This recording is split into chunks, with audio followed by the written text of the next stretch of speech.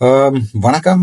நான் டாக்டர் ராமநாதன் அர்ச்சுனா. இன்றைக்கு 2025 ஆண்டு 4ஆம் மாதம் 6ஆம் திகதி, 5ஆம் திகதி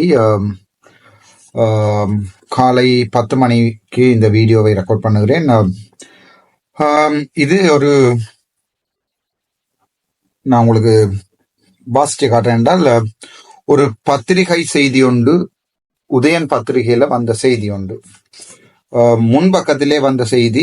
ஜாழ்ப்பாணம் டிசம்பர் 18ஆம் தேதி வந்திருக்கிற செய்தி. ஜாழ்ப்பாணம் தட்டாயிரு சந்தி பகுதியில் இரும்பு மின்கம்பத்தில் மின்னொழுக்கு ஏற்பட்டிருந்த நிலையில் மின்கம்பத்தில் படர்ந்திருந்த கொடியை மேய்வதற்காக சென்ற மாடு உயரழுத்த மின்சாரத்தால் தாக்கப்பட்டு சம்பவ இடத்தில் உயிரிழந்தது. High voltage. இது எங்களுடைய மின்சார சபை தொடர்பான ஒரு பொதுமகனுடைய முறைப்பாடு. ஜாழ்ப்பாணம் நகர சபையின் ஆளுகைக்கு 2 போட்டு மிச்சம் போகுது. அதேடம் 2வது பானா தர்சானந்த் எனப்படுபவர்கள் எழுதியிருக்கிறது. எமது வட்டாரத்தில் கடந்த 17/12/2024 இரவொன்று பசு ஒன்று மின் தாக்கி இறந்தமை பற்றி உதயன் பத்திரிகையில் புதினம் தெரியுமோ பகுதியில் தெரிவிக்கப்பட்ட தகவல் தொடர்பில் நமது கருத்தை பதிவு செய்ய வேண்டிய தேவை எமக்குண்டு. அந்த மின் தூண் மற்றும் மின் இணைப்பானது எவ்வேளையிலும் யாழ் மாநகர சபைக்கு சொந்தமானது இல்லை. அந்த வீதியானது வீதி அபிவிருத்தி அதிகாரவைக்கு சொந்தமானது மற்றும் அந்த மின் இணைப்பானது இலங்கை மின்சார சபைக்கு சொந்தமானது. குறித்த பகுதியில் அது மாநகர சபைக்கு சொந்தமானது என்று பிரச்சனை இல்லாமல், எனவே இந்த உண்மை தகவலை வெளிப்படுத்தி உதவுமாறு கேட்டுக்கொள்கிறேன். பானா தர்சானந்த் போட்டிருக்கார். இது முதலாவது இந்த உதயன் பத்திரிகை சொல்லி இருக்கிறது. நகர சபையின் யாழ்ப்பாண நகர சபையில் மாநகர சபை நினைக்கிறேன், மாநகர சபையில மின்சாரம் தூண் என்று சொல்லித்தான் அந்த உதயன் பத்திரிகை போட்டிருக்கிறது. அதுக்கு பிறகு இது பழைய ஒரு கடிதம் உண்டு, பழைய இதொண்டு. நான் இதுக்கு அக்ஷரம் எடுத்திருக்கிறேன். அந்த மாட்டை கொண்டது அது நகரசபையின் அது அல்ல, தூண் அல்ல. இது மின்சார சபைக்கு சொந்தமான தூண் என்றும் அது போடப்பட்டிருக்கு. அதான் முதலாவது. இந்த பேப்பர் கட்டிங்கோட எனக்கு ஒரு கடிதம் ஒன்று கையால் எழுதப்பட்டு, அதை விட இன்னும் ஒன்று பேப்பர் கட்டிங் இருக்கிறது. அந்த பேப்பர் கட்டிங்கை ஓகே, அந்த பேப்பர் கட்டிங் 2ஐயும் பார்த்திருக்கிறேன், 2ஐயும் போட்டிருக்கேன். ரைட். அதுக்கு பிறகு கையால் எழுதப்பட்ட, நான் நினைக்கிறேன் இந்த பேரை சொல்றதால பிரச்சனை இல்லைன்னு நினைக்கிறேன். ஆகவே இது எல்லாமே ஃபைல் பண்ணி வச்சிருக்கிறேன். இவை வழக்குகளாக மாறக்கூடிய சந்தர்ப்பங்கள் உண்டு. வழக்குகள் போட வேண்டிய தேவையும் எங்களுக்கு வந்திருக்கிறது. நான் உங்களுக்கு சொல்லியிருக்கேன், ஒரு சில வழக்குகள் நாங்கள் போட வேண்டும். அதுக்கு முன்னாடி நெகோசியேட் பண்றதுக்கு ஒரு கடிதம் அடிச்சிருக்கிறேன். நான் இதை உங்களுக்கு காட்டுறேன். இதுல தில்லை சிவகுமார் 687/6 மானிப்பாய் வீதி ஓட்டுமடம் யாழ்ப்பாணம் என்று அவர் கையால் எழுதப்பட்ட கடிதம். நான் இதை நீங்க சொல்லக்கூடாது, கையால் எழுதப்பட்ட கடிதம் அல்ல என்று.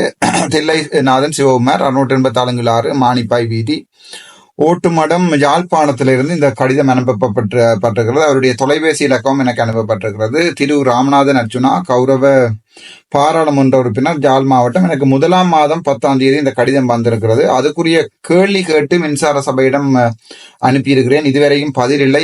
அதனால் தான் நான் 2வது அனுப்ப போகிறேன். அதுக்காகத்தான் இதை வாசிக்கிறேன். அவருடைய முறைப்பாடு என்னென்றால், பெரும் மதிப்புக்குரிய கௌரவ பாராளுமன்ற உறுப்பினர் அவர்களுக்கு மேற்படி முகவரியில் வசித்து வரும் தில்லைநாதன் சிவகுமார் ஆகிய நான் மிக நீண்ட காலமாக எனது வாழ்வார தொழிலாக மாடு வளர்ப்பினையே மேற்கொண்டு வருகிறேன். உங்களுக்கு தெரியும், சில குடும்பங்கள் எடுத்து பார்த்தீங்கன்னா அவருடைய வாழ்வார தொழில் மாடு வளர்க்க மட்டுமாக இருக்கும். அதன் வார பாலுகளை வித்துதான் அவர்கள்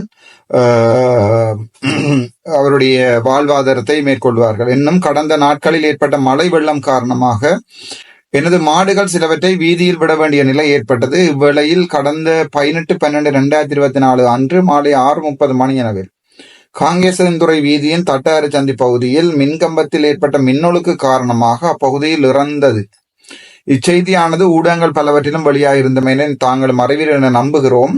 மேலும் ஐயா அவர்களே, எனது விளப்பிற்கு மின்சார சபையோ மாநகர சபையோ அல்லது வீதி அபிவிருத்தி அதிகார சபையோ யாரும் பொறுப்பு கூறவில்லை. உண்மையாவே மின்சார சபை தான் இதுக்கு பொறுப்பு கூறணும். இதுல மாநகர சபை சொல்லியிருக்கு தங்களுடைய தூண் இல்லை, மற்ற அந்த தூண் இருக்கிற அந்த ரோட் வீதி அபிவிருத்தி அதிகார சபைக்கு உரியது என்று சொல்லப்பட்டிருக்கிறது. எனவே இதனால் எனக்கு இழைக்கப்பட்டிருக்கும் அநீதிக்கு தங்களால் ஒரு நியாயத்தினை பெற்றுத்தர முடியும் என நம்புவதுடன் அதனை பெற்றுத்தருமாறு மிக தாழ்மையுடன் கேட்டுக்கொள்கிறேன். நன்றி. இங்க நம் தீனா சிவகுமார் என்று கையெழுத்து ஒப்பம் வைக்கப்பட்டு இந்த கடிதமும் தொலைபேசி இலக்கத்தோடு அனுப்பப்பட்டிருக்கிறது. இந்த கடிதம் எனக்கு பாராளுமன்ற அட்ரஸுக்கு அனுப்பப்பட்டிருந்தேன்னு நினைக்கிறேன். அதுக்கு நான் என்னுடைய பாராளுமன்ற லெட்டர் ஹெட்லயே நான் கடிதம் அனுப்பி இருக்கிறேன் மின்சார சபைக்கு. ஆனால் எந்த பதிலும் மின்சார சபை இதுவரைக்கும் போடல. இதுதான் நான் அடிச்சு அனுப்பின கடிதம். அந்த கடிதம் வந்து நான் எப்ப டிராஃப்ட் பண்ணியிருக்கிறேன் என்றால், எனக்கு இந்த கடிதம் 10ஆம் தேதி 1ஆம் மாதம் வந்தது. 10ஆம் தேதி 1ஆம் மாதம் அவர் எழுதினவர் அங்க இங்கெல்லாம் போய் வந்து எனக்கு வந்து நான் உடனே அந்த 2025 1/25 1ஆம் மாதம் 10ஆம் மாதம் அல்ல, 2025 1ஆம் மாதம் 10ஆம் தேதி வந்த கடிதத்துக்கு 1ஆம் மாதம் 25ஆம் தேதி மின்சார சபைக்கு இந்த கடிதத்தை நான் அனுப்பியிருக்கிறேன். அந்த கடிதத்தை உங்களுக்கு போடுறேன். Dear sir, madam, chief engineer நான் போட்டிருக்கேன். Chief engineer, Ceylon electricity board, Jaffna. Dear sir or madam, subject request for immediate explanation regarding compensation for electricity leakage incident. அதாவது வந்து அந்த இதுக்கு ஒரு விளக்கத்தை தாருங்கள் என்று கேட்டு அனுப்பியிருக்கிறேன். நான் அவர்கள் உங்களுக்கு தெரியும் டிசிசி மீட்டிங்ல கூட தான் தோன்றித்தனமாக சொல்லப்படுற பதில்கள், நாங்கள் என்ன வேணும்னா செய்வோம் என்று சொல்லப்படுற பதில்கள் தான். ஸோ இதுக்கும் அவர்கள் பதில் அனுப்பவில்லை. ஆகவே இதை பொதுமக்களுடைய அபிப்பிராயத்துக்கு விடுறேன் நான். I am writing to express my utmost concern regarding an incident of electricity leakage that occurred on 18th December 2024, approximately 6:30 p.m. at Tatadar Junction, Jaffna. This unfortunate event led to the loss of a cow belonging to Mr. Tillanathan Sivakumar of 687/6 Manipai Road, Motumadan, Jalpanam. அதாவது அந்த பிரச்சனை எழுதியிருக்கிறேன் நான். 2024 December 18ஆம் தேதிக்கு 6:30 மணிக்கு அந்த மாட்டுக்கு வந்து கரண்ட் அடிச்சு அந்த மாடு வந்து இழக்கப்பட்டிருக்கிறது. As you are aware, the cow represented his sole source of livelihood and he is a citizen living well below the poverty line. அதாவது நான் சொல்லியிருக்கேன், அவர் ஒரு வறுமை கோட்டு கீழே வாழுகின்ற ஒருவர். அவருக்குரிய அந்த இதை வந்து நான் அவருக்கு தெரியப்படுத்திருக்கேன் முதலாவது பந்தியில. ரெண்டாவது, இட் இஸ் டிஸ்ஹார்ட்னிங் டு நோட், எனக்கு சரியான கவலையா இருக்குது, that despite the gravity of the incident, அதாவது இவ்வளவு பெரிய ஒரு விஷயம் நடந்திருந்தாலும் no action has been taken by the Ceylon Electricity Board. CB வந்து இந்த சிலோன் எலக்ட்ரிசிட்டி போர்ட் வந்து சிலோன் எலக்ட்ரிசிட்டி போர்டுன்னு நினைக்கிறேன். if I am wrong, please correct me. ஒரு ஆக்ஷன் எடுக்க to address the matter or provide appropriate compensation to Mr. Sivakumar. நீங்கள் அந்த மின்னொழுக்கு காரணமாக அந்த மாடு செத்த என்ற விடயத்துக்கு நீங்கள் எந்த ஒரு கம்பன்சேஷனும் எடுக்கவில்லை என்று கணிதம் அனுப்பியிருக்கேன். such negligence not only undermines the trust placed in your esteemed institution. அதாவது வந்து அப்படி நீங்கள் அதுக்குரிய பதிலை சொல்லாமல் இருக்கிறது உங்களுடைய சிலோன் எலக்ட்ரிசிட்டி போர்ட்ல வந்து இருக்கிற நன்மதிப்பை கெடுக்குது. But also exacerbate the struggles of an already vulnerable member of our society. அவருடைய ஏற்கனவே ஒரு மாட்டை இழந்திருக்கிறார், வாழ்வாதாரத்தை இழந்திருக்கிறார், ஆகிய ஒரு பெரிய பிரச்சனைன்னு சொல்லி எழுதியிருக்கிறார். This is a serious failure of your duties. அது வந்து உங்களுடைய கடமை என்ற ஒரு பெரிய ஒரு குறைபாடு. as one must consider the catastrophic consequences if such an incident were to involve a school going child. இப்ப யோசிச்சு பாருங்கள், அதால விளையாட்டா போற பிள்ளை ஒன்று அந்த மழை நேரத்துல போய் அந்த தூண்ல தொட்டு இருந்தால், அல்லது ஃபார் எக்ஸாம்பிள் அதுல ஒரு தடி ஒன்றை முடிக்க போயிருந்த ஒரு ஸ்கூல் கோயிங் சைல்டு, என்ன நடந்திருக்கும். ஆகவே இது ஒரு பெரிய ஒரு பிரச்சனை நான் அவர்கள் எழுதியிருக்கேன். as you are aware, many schools including Jaffna Hindu College, Jaffna Hindu Ladies College and Coquille Hindu College is situated in close proximity to the location of the incident. அதாவது அந்த சம்பவம் நடந்த தட்டார சந்தி பகுதியில் வந்து யாழ்ப்பாணம் இந்து கல்லூரி, யாழ்ப்பாணம் இந்து மகளிர் கல்லூரி, கொக்குவில் இந்து கல்லூரி, அதை தவிர மற்ற பாடசாலைகளுக்கு எல்லாம் போற பாதை அது. Moreover, this road is used by thousands of people every day. உங்களுக்கு தெரியும், அது தட்டார சந்தியால 23,000 பேர் கடந்து போறவை. The potential for loss of human life in similar future occurrences is alarming and unacceptable. அதாவது இதே இந்த இடத்துல மாட்டுக்கு கரண்ட் அடிச்ச மாதிரி ஒரு ஆளுக்கு அடிபட்டு செத்திருந்தால் அது ஒரு பெரிய பிரச்சனை. ஆகவே அந்த இது சம்பந்தமாக அவருக்கு நான் விளங்கப்படுத்தியிருக்கிறேன். I am compelled, நான் நிர்பந்திக்கப்பட்டிருக்கேன், to demand a thorough explanation as to why no measures have been taken thus far to rectify the situation. அதாவது இந்த பிரச்சனைக்கு வந்து நான் உங்களிடம் ஒரு விளக்கம் ஒன்றை கோருவதற்காக பாராளுமன்ற உறுப்பினர் என்ற அடிப்படையில நான் ஒரு விளக்கம் ஒன்றை கோருகிறேன். அப்படி ஒரு நிர்பந்தத்துக்கு உள்ளாக்கப்பட்டிருக்கிறேன் என்று அதில் எழுதியிருக்கிறேன். Furthermore, I urge you to outline the immediate steps your office intends to undertake to provide fair and just compensation to Mr. Sivakumar without further delay. அது பிற சொல்லியிருக்கேன். சிவகுமார் அவர்களுக்கு உங்களுடைய சிலோன் எலக்ட்ரிசிட்டி போர்ட்டால வந்து இலங்கை மின்சார சபையால என்ன கம்பன்சேஷன் நட்டஈடு கொடுக்கப்படுகிறது, அதுக்குரிய நடவடிக்கைகள் என்ன எடுக்கப்பட்டிருக்கிறது என்பது தொடர்பாகவும் விளக்கம் அளிக்குமாறு நான் கேட்டிருக்கிறேன். I also insist that necessary action be taken to prevent such electricity leakage in the future, ensuring the safety of the public. அதோட நான் சொல்லியிருக்கேன், ஒரு பாராளுமன்ற உறுப்பினர் அடிப்படையில் அந்த இடத்துல மீண்டும் ஒரு மின்சார ஒழுக்கு வராம தடுக்கிறது உங்களுடைய கடமையாக இருக்கும் என்றதை நான் கருதுறேன் என்றும் எழுதியிருக்கிறேன். This letter serve as a formal notice. இது வந்து உங்களுக்கு நான் ஒரு ஃபார்மல் நோட்டீஸ் என்றால் ஒரு அரசாங்க என்ன சொல்றது, ஒரு இது இன்ஃபார்மல் அல்ல. இன்ஃபார்மல்ன்றது வந்து ஃபார்மல்ன்றது வந்து நான் ஒரு முறையான கடிதமாக நீங்க இந்த கடிதம் நோட்டீஸாக நீங்க இதை எடுத்துக்கொள்ளுங்க. I expect a comprehensive response. அதாவது எனக்கு ஒரு விளக்கமான பதிலை Tharavan within 7 working days from the date of receipt of this correspondence. இதை நீங்கள் ரிசீவ் பண்ணி 7 நாளைக்குள்ளே இதற்குரிய பதிலை எனக்கு தர சொல்லி நான் போட்டுக்கிறேன்.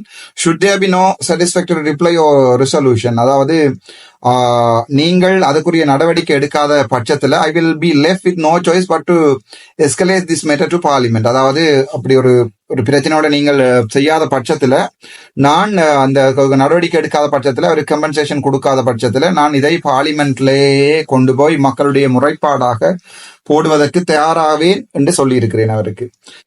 The ministry overseeing your department will be informed of this gross oversight. அதாவது பெரிய ஒரு பிரச்சனை நடந்திருக்கிறது, அது சம்பந்தமாக இந்த மினிஸ்ட்ரியோ அதுக்கு நான் இதை அறிவிப்பேன். த்ரூ பார்லிமெண்டரி ப்ரொசீடிங்ஸ், பார்லிமெண்ட்டுகளால அந்த அவர்களுடைய அமைச்சருக்கு இதை நான் அனுப்புவேன். And necessary action will be initiated to ensure accountability and justice. அதோட மேலதிகமான நடவடிக்கைகள் எடுக்கப்படும் என்று கூட அவருக்கு நான் இதை எழுதியிருக்கிறேன்.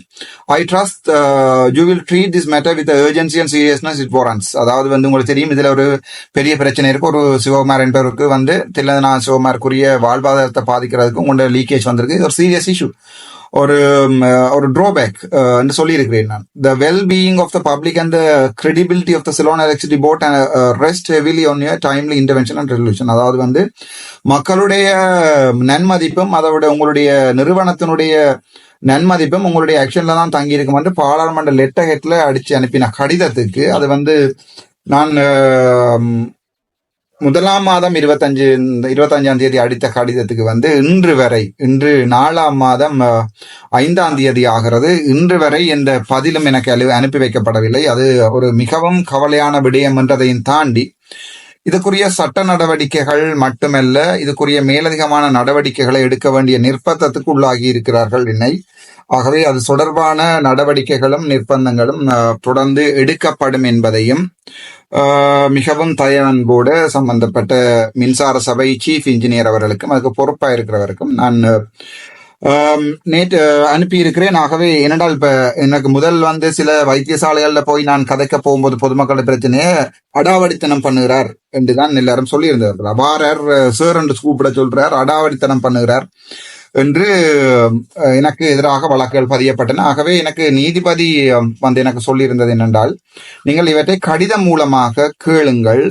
அதாவது இது நீங்கள் எல்லாத்துக்கும் போக வேணும் இல்லை, கம்யூனிகேஷன்ஸ் வந்து லெட்டர் மூலமாகவும் இருக்கலாம். ஏனென்றால் இது ஒரு ப்ரொஃபஷனல்ஸ் தானே, கேளுங்கள் ஐயான்னு சொல்லி எனக்கு நீதிபதி வந்து ஒரு அட்வைஸ் ஒன்று பண்ணியிருந்தவர். நான் அதை ஏற்றுக்கொண்டேன். இப்போ அரசியலுக்கு வந்து இப்போ கொஞ்ச காலம் தானே. அப்போ முந்தி என்றால் ஒரு இன்சிடென்ட் ஒன்று நடந்துச்சுட்டா ஹாஸ்பிட்டல் டாக்டர் வேலைக்கு ஓடி போயிட்டு அப்போ பார்க்குவோம். இப்போ தான் எனக்கு விளங்கிட்டு அதில் போக தேவையில்லை, கடிதம் அடிச்சுட்டு இருக்கலாம், அவரை ரிப்ளை பண்ணுவேன். ஆனால் இந்த கடிதம் 25/1/2025 அனுப்பப்பட்டும் இன்ற வரைக்கும் இந்த கடிதத்துக்குரிய இந்த பதிலும் வரவில்லை. ஆகவே அந்த ஃபைல் இதுதான் அந்த ஃபைல், அதுக்கு ஒவ்வொன்றுக்கும் ஒரு ஃபைல் போட்டுக்கிறேன். ஆகவே இது ஒரு சீரியஸ் இஷ்யூ.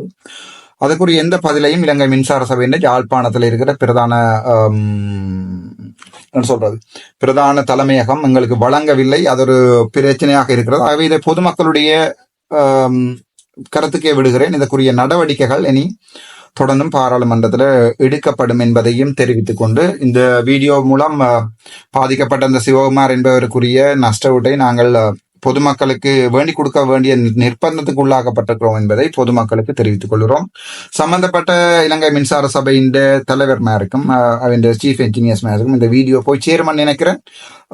இதுதான் எனக்கு கம்யூனிகேஷன் மெத்தட். நாங்கள் போயிடாது போனா நீங்கள் வந்தார், அடாவடித்தனம் செய்தார், ராஜகாரிய பாதாகிரிமா எல்லாம் வழக்கு போடுவீங்க. ஆகவே இதை நாங்கள் பாராளுமன்றத்துக்கு இந்த விடயங்களை வந்து ஒரு பப்ளிக் கம்ப்ளைண்டாக போட்டு கூப்பிட்டு விசாரித்து அவருடைய பிழை நடந்திருக்கிற என்ற உறுதிப்படுற பட்சத்தில் அதுக்குரிய நடவடிக்கை மேபி வேலையை விட்டு அனுப்புறதோ என்னமோ அந்த நடவடிக்கைகளை எடுக்க வேண்டிய தேவைகளை எங்களுக்கு 3 மாதத்துக்கு மேலாக சம்பந்தப்பட்ட மின்சார ஏற்படுத்தி இருக்கு என்றை சொல்லிக்கொண்டு அடுத்த வீடியோவில் இணையும் வரை டாக்டர் ராமநாதன்.